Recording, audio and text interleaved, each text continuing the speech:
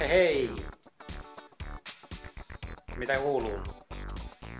Vlogia taas pukkaa vähän erilaisessa muodossa kuin aikaisemmin, mutta kokeillaan tällaista 360 vlogausta.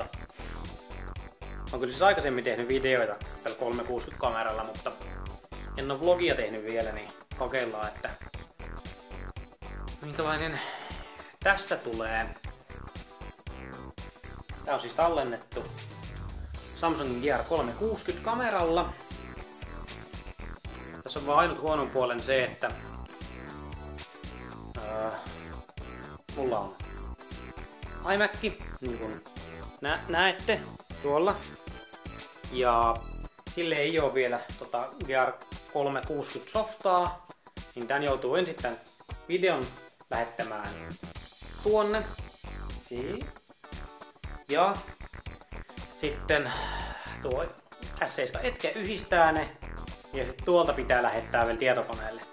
Niin vähän tyhmä prosessi, mutta mitäpä sitä ei videoiden eteen tekisi.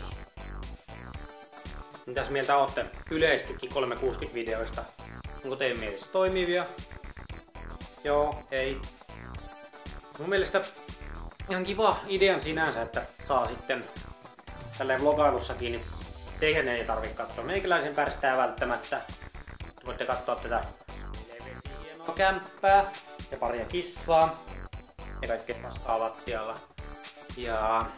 Mutta tää on niin kun mun mielestä paljon parempi katsottuna sitten taas lasejen kanssa. Eli tossa on tuo GR, mikä tää on? VR. Niin näitten kanssa niin tää on taas ihan erilainen kokemus. Kun sitten taas jollain tietokoneella YouTubessa katsoo hiirellä surffailla sitä kuvaa eri suuntiin, niin on se ihan erilainen. Katsotaan minkälainen tästä tulee ja klikatkaa tykkää, jos tykkäsitte. Jos ette tykännyt, niin älkää klikatko, et tykkää. Mutta katsotaan minkälainen tästä tulee.